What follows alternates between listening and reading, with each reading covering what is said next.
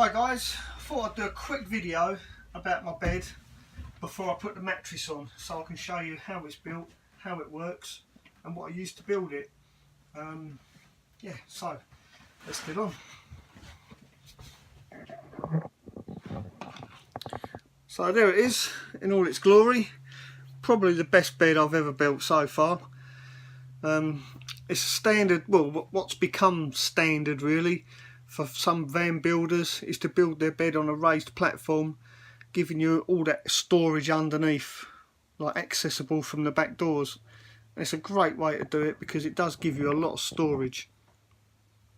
Now most beds that you build in this fashion end up slightly short of 6 foot in length across this way, and this one is as well. It's just under 6 foot. It's about 5.5 foot wide. So to comply with DVLA regulations, you need a 6 foot bed, and to get around that, I simply slide out this section here across the counter, and that then becomes 6 foot in length. Simple solution to a big problem. If you're a solo traveller, the nice thing about this, if you do travel solo, like a lot of people, including myself included, when the bed's in this position, you can quite comfortably sleep from corner to corner. I'm over 6 foot, so that's how I would sleep. If you're under 6 foot, then it's fine. You can sleep across here, this way. And two people shorter than 6 foot can fit in this bed quite easily. But like I say, to comply with DVLA, you need that little extra length to get your 6 foot bed.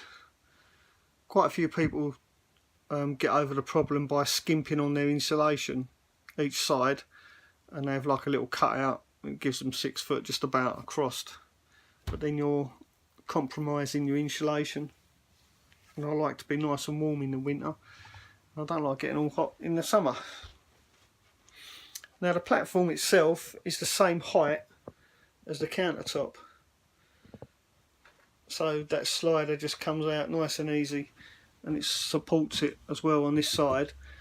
Now the other side is supported, if I can open it,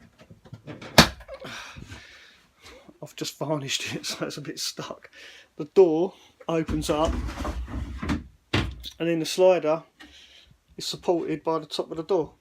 It just sits on there, and that gives it full support, and you still get a step to step up on. And that's how it works. It's quite simple really. And the construction side of things, so it's just a raised platform, and the platform itself is supported by a bit of 2x1, and there's 3 of those. They're going up the side, along, in the middle, and at the back as well. I'll show you the corner. You can see how it's constructed. It's literally just a bit of 1x2 forms the leg and the support across. Really simple. So 3 of those, they support the whole thing, and then on top of that frame, a bit of thin plywood. It's only 5mm, and that just simply lays on top, and that holds it all together. And all the slats and the slider is just made out of 18x70. There, I'll show the label so you can see size. Wait for it to focus. There you go. And that is basically it. So you just need a bit of this, some of that, and a few lengths of this. And that's the whole bed. It's just made out of those 3 pieces of timber. Now the downside, here's a little tip for you, of using these for your slats and your slider and the supports across. What you'll find is, if you just build it like that, these runners will become sandwiched between here and here. To stop that happening, to give you clearance under here, you need to raise the centre supports. And to raise them, all I did was use some offcuts of this, and that raises it enough for it to slide underneath. Also, make sure your spacing, this has got to be loose. If you try and get it all nice and tight and snug like that, like either side, you won't be able to slide it out. It'll become pinched and you won't slide it either. For the same reason, you need to raise it. And to get the spacing, what I do, to space these out nice and evenly, get a couple of offcuts and just space it out like that as you're putting it together, and that same space then all the way along, the whole lot, the front and the back and the middle takes care of itself, obviously. So that's how I get the spacing right. And when I'm putting the slider in, I simply start at this end up against the wall, spacer, spacer, and it all spaces out really nice. And then when you put it in position, you get a nice even gap, and it moves freely as well. Now the mattress, all I use, and it's on order, I'm waiting for it to be delivered, is a cheap memory foam mattress off of eBay. They're about 4 inches, 5 inches thick, so it's comfortable enough. Now I use a king size mattress. So a king size mattress will be 5 foot, or just over 5 foot wide, and just over 6 foot long. So that will give you plenty of foam to make your mattress and your cushions. So when the mattress comes, I lay it down across there like this. So from there to there is 4.5 foot. So I cut the mattress across like that.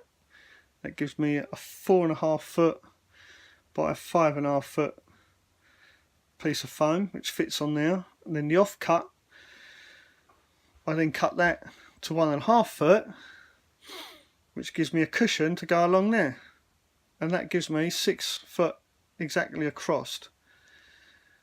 But I also end up with another 6 inches extra. And that slice of 6 inches then goes down one side, and it makes up the difference. So the cushion that I've cut off the end of the bed it will end up 1.5 foot by 4 foot, which just so happens the bench is the same size. So when it's not on the bed making up the length of the mattress, I can put it on the bench and use it as a comfy seat, or throw it up the back and use it as a backrest. When not in use, it still has a use. So there you go, that's my bed really. So yeah, the mattress, I just use one mattress and cut it up into 3 bits. One main bit to go on the bed itself, which you could use on its own, and the offcut, like the bit that comes off the bottom of the bed, the foot of the bed, that'll end up as a cushion for the bench. Then a small sliver ends up as a filler alongside. So you get, and then mattresses are only like 70 quid I think off eBay, and they're quite adequate and they're easy to cut. Oh, and to cut them, use a one of those mechanical carving knives. It's like a carving knife with 2 blades that go like this, and to cut foam it's really good. So here's a little tip for you: if you're cutting foam, use a mechanical carving knife. You can get battery operated ones, which are pretty cheap. So there's my bed. That's how it's made, that's how it works, and yeah, looking forward to getting my mattress and cutting it up and fitting it. I'll keep you posted on that. So if you like this video, give me a thumbs up, subscribe if you want to see more, and hit the bell. That's how it works, isn't it? Till then, ta-ta for now.